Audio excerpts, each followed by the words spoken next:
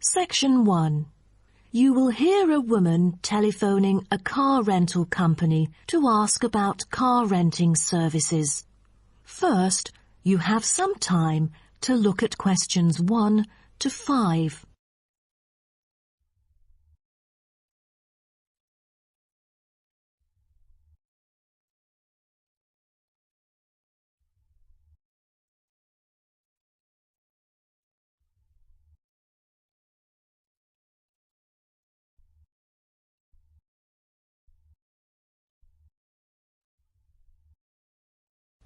You will see that there is an example which has been done for you. On this occasion only, the conversation relating to this will be played first. Hello. First choice car rental. How may I help you? Oh, good morning. I'm calling for some information about your car renting services. I'm an American and I will be going on a family holiday to your city from Ohio next month. The woman says that she is an American, so American has been written in the space. Now we shall begin. You should answer the questions as you listen, because you will not hear the recording a second time. Listen carefully and answer questions 1 to 5. Hello. First choice car rental. How may I help you? Oh, good morning. I'm calling for some information about your car renting services. I'm an American and I will be going on a family holiday to your city from Ohio next month. Okay, no problem. It's our pleasure to serve you. Could you please tell me your name and contact information first? I'm Caroline. That's Caroline.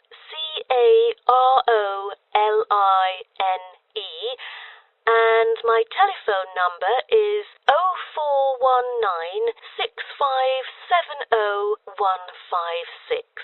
0419-6570-156. Okay, I've got that.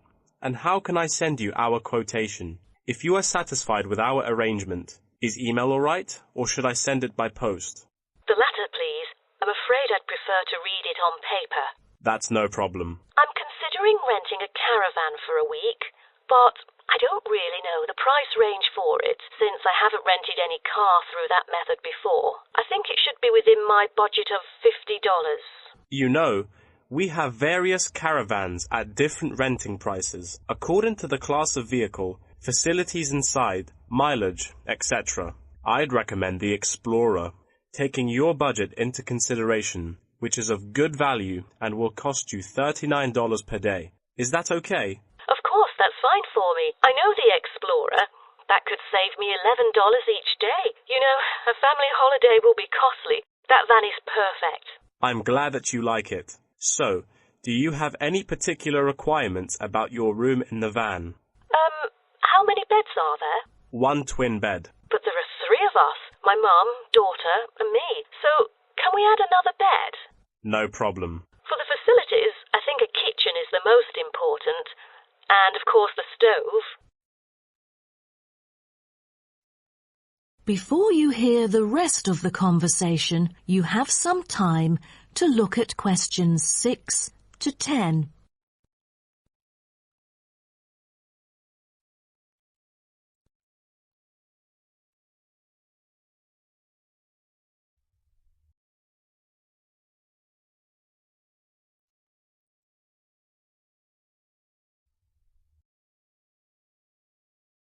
Now listen and answer questions 6 to 10.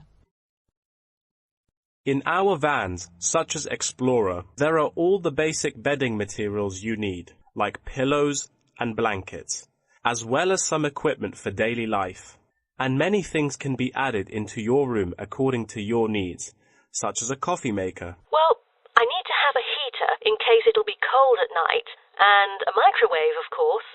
All right, I've taken notes of all these things. Actually, all our vans should be taken from our company, which is not too far from the city centre, so we can pick you up from the centre for free. Is that okay? Oh, I'm afraid we'd better be picked up from the airport, as we are foreigners in your country and not familiar with the transport system. Is that all right? Yes, it is no problem. With that comes the information for the insurance. I need the driver's name and age. That is my daughter, Chris, who is 19, the youngest driver amongst us three. I'm sorry, but our company only accepts caravan drivers aged 25 or over, according to our regulations. So... Well, that would be me, Caroline, and I'm 49 years old. And where was your driving license issued? I mean the country. I've got a license in America, but I've also got one in Australia, which is still valid. Is it better for me to register the local one from your country? Yes, that might be better. So your registration number is... That is the end of section 1. You now have half a minute to check your answers.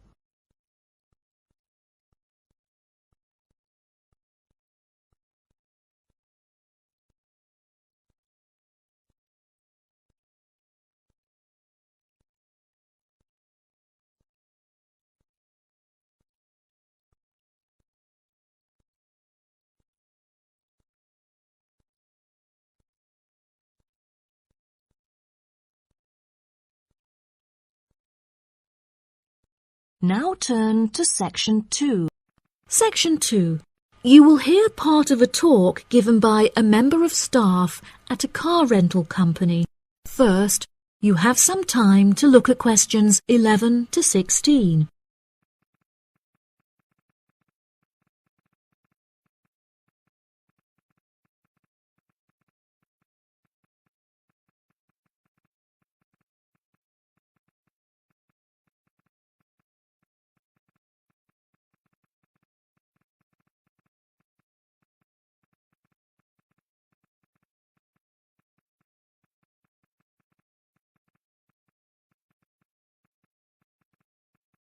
Now listen carefully and answer questions 11 to 16.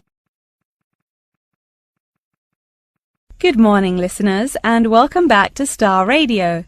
Today on the show, we have a visitor from Yazoo Car Rental, who is going to give us an insight into his company and into the public transport system. Welcome, Jonathan. Thank you for having me.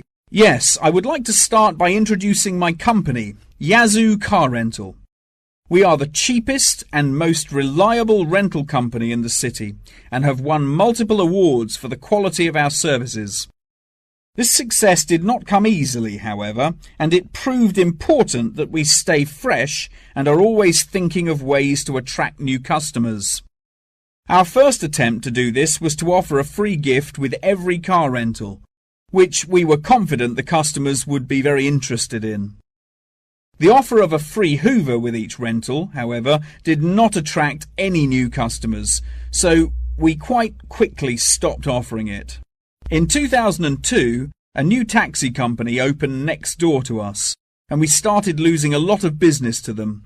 So we introduced an offer that we hoped might compete with their service. We offered a new package where you could rent a car with a driver for a small extra fee. By introducing this offer, we found that all of our customers preferred to drive the cars themselves. So again, this offer was unsuccessful in attracting more customers. Learning from these mistakes, we decided to offer a package service where the customer no longer had to come to our offices to pick up the rental car. Instead, we could drop off and pick up the car anywhere in the city to make the customer's experience a lot more stress-free. This offer was very popular and increased our profits by 30%. In order to attract a younger demographic, we updated the models of cars that we offered for rental.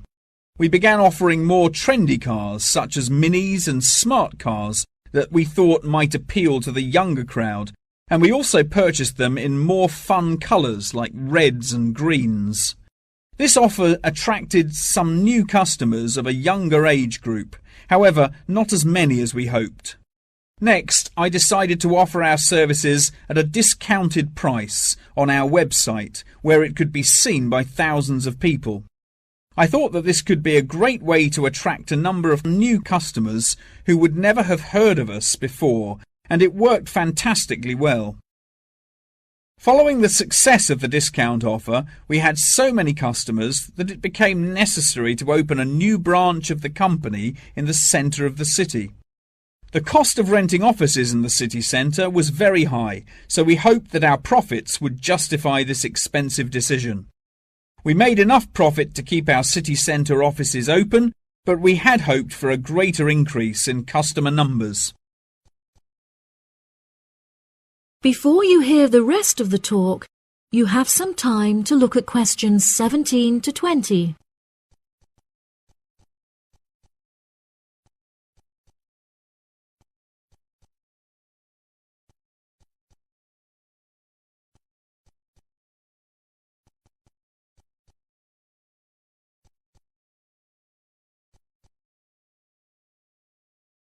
Now listen and answer questions 17 to 20. Now for the second part of my talk, which is on the topic of public transport. There are many benefits to public transport. For example, the recent introduction of bus lanes has meant that buses are now unaffected by traffic jams and are able to stay on schedule. Unfortunately, as fewer and fewer people are taking the bus nowadays, the service has become quite inefficient. This reduction in passengers may be due to the stories in the newspaper about the dangers posed to pedestrian safety by the buses. However, this is largely untrue, as buses are responsible for far less pedestrian-related accidents than cars. I use the bus service often, as car petrol is so expensive nowadays that the bus is far more affordable. However, if I am in a rush, I prefer to take a taxi, as they tend to get you to your destination very quickly, so you can remain punctual for your appointments. I also very much enjoy flying to my destinations, as the service is incredibly fast and the airports are always very easy to find. Personally, my favourite mode of transportation is the bus. Due to the lack of people using the service, I have found that the buses are never overcrowded, so there is always a seat available. They are also never dirty, as they get cleaned regularly. However, I have found that sometimes the bus can be over a half hour behind schedule, which can be very frustrating. There has been a lot of fluctuation in the price of bus tickets in the last couple of years. In the past, £1.80 for a ticket was enough to sustain the bus companies. However, as the price of fuel increased, so did the ticket prices. Now the ticket prices are declining as the bus companies try to encourage more people to use their service again. Well, that's all from me today. Thank you for listening. That is the end of section 2. You now have half a minute to check your answers.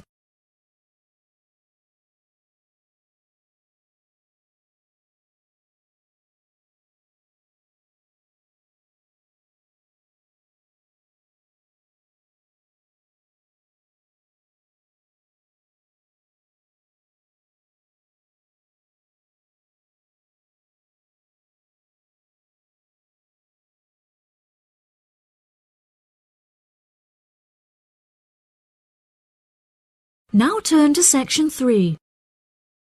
Section 3.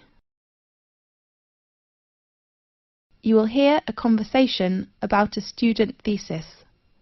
First, you have some time to look at questions 21 to 24.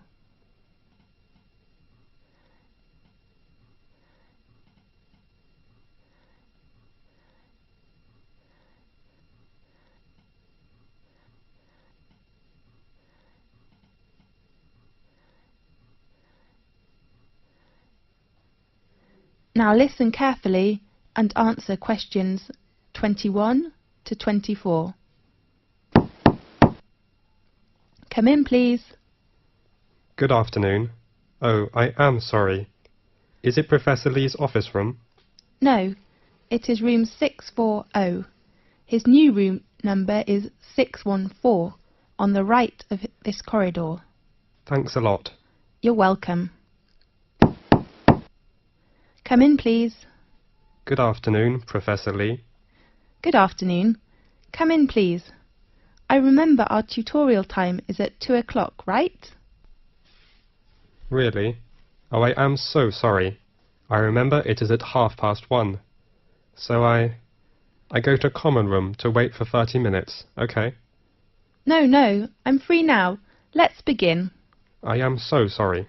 That doesn't matter. So, how about your work? In fact, Professor Lee, can I get an extension of time to hand in my work?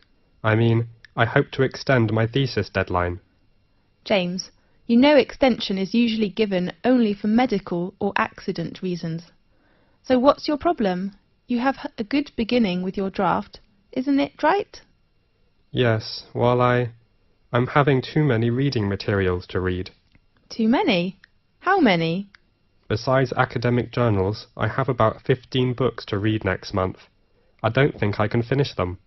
Oh, darling, you do not need to read them all. What do you mean?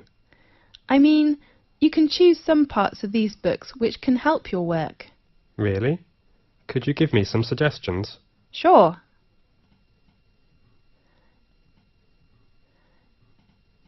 Now look at questions 25 to 30.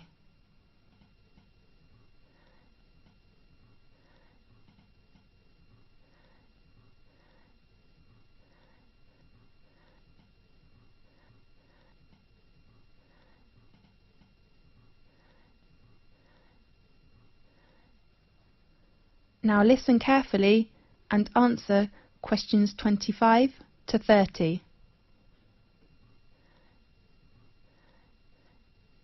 Do you bring your reference book list? Yes, I take it. Let's see. First, the book by Bayer.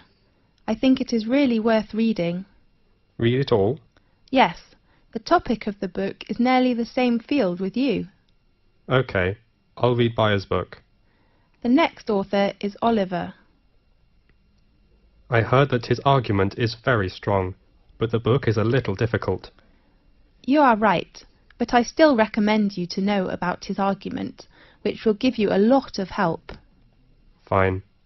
Do you think I should read Billy's book? About Billy. I have to say his work is very good, especially his research method, but you do not need to read it now. Right. The last author is Andrew. How about his book? In my opinion, the one by Andrew says the research findings. I mean, his last part is very excellent, clear and persuasive. I agree with you. I'm reading the book now. Great. How about others? I suggest you finish these books next month, and then we will talk about others, okay? Okay. Have you begun your research work? Yes. How are things going? That's okay, except the research method. What's wrong with the method? I have made some interviews, Yes? but I found they couldn't give me the data I need. Who are the interviewees? Some are our classmates, and others are schoolmates. Oh no. James, it's better for you to interview some professionals. Do you think it is better for me to change another research method, such as questionnaire? I don't think you will have enough time to design it and then analyse your research data. That will waste you a lot of time. You're right. And pay attention to your reference. Reference books? No, I mean you should make clearly about what reference books you read, and then write them after your thesis. Okay, I'll make them clear. Fine. I hope to see your work quickly. I hope too. Thanks for your help, Professor Lee. That's okay. See you next time. See you. This is the end of section 3. You now have half a minute to check your answers.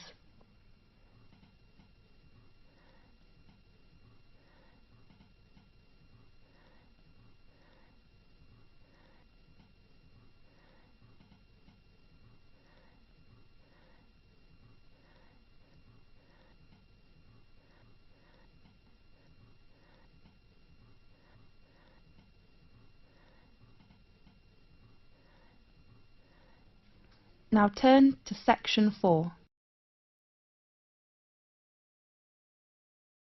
Section 4. you will hear an introduction about the curriculum and facilities of Wassamata University. First, you have some time to look at questions 31 to 40.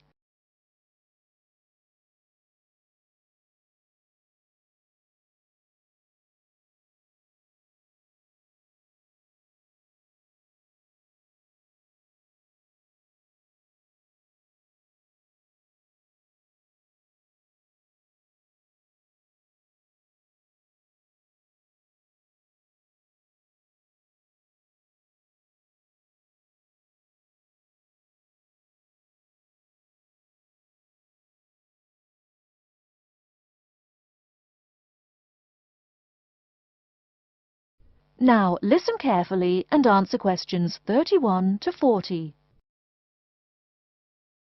Okay, and welcome back.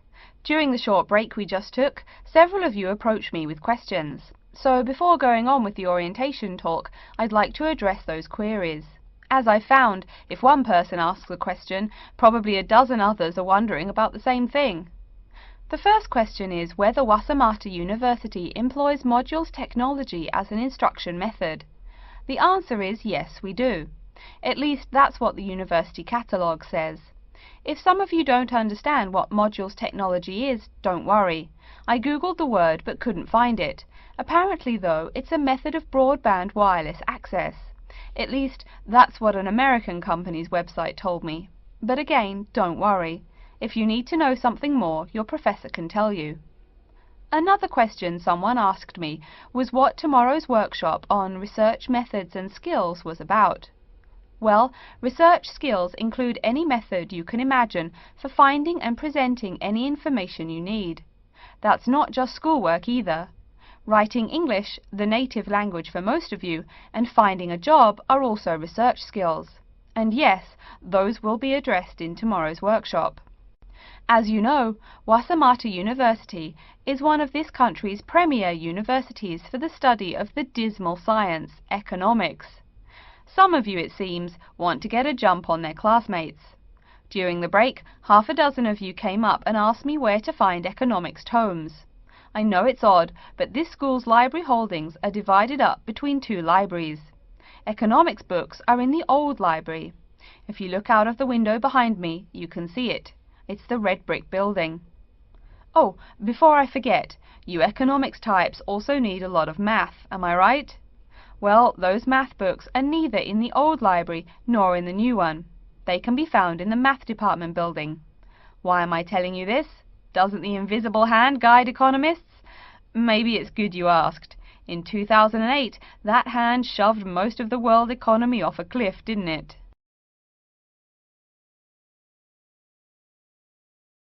Now, I realize that most of you couldn't bring a computer printer or a photocopier from home. So I'm sure you're already wondering where you can copy things like term papers, internet articles, and things like that. I have some good news and some bad news. The good news is that there are a number of places you can make copies. These include both libraries and the Student Union building. Now the bad news. I'm sorry to say, most classroom buildings and academic departments do not have copiers students can use. So most of the large buildings you see around campus do not have copiers for students. The copiers there are reserved for professors and office staff. Oh yes, I nearly forgot to tell you. If you need to have printing done, all the copiers available to students are laser printers. Plus, for your convenience, you can pay using prepaid cards. You can get those in the Student Union building. That just covers the questions put to me. If you have more, please see me during the next break at 2:15. Right now, though, I'd like to start to give you a rundown on the various facilities here on campus. That way you won't get lost so easily in the weeks to come. I've been told that this year's incoming class features a large number of married students and parents. So you must be wondering where to put the baby while you're in class.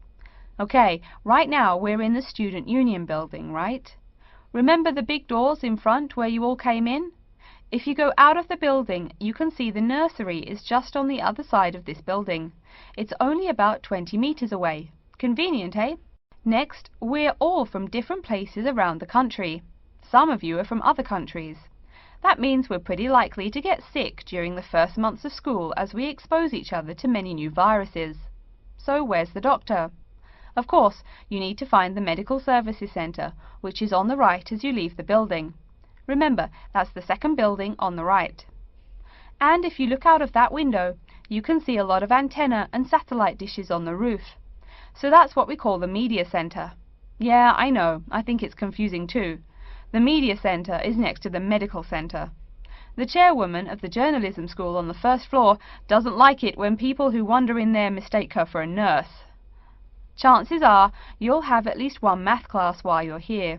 That red building there, just outside to the left, is the math department building.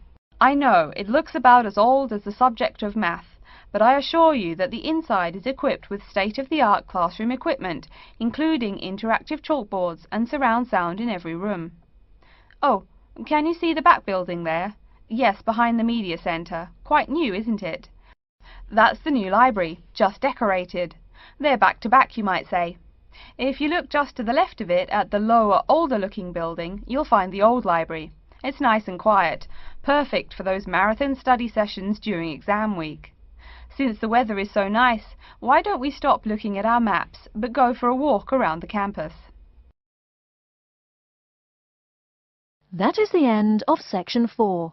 You now have half a minute to check your answers.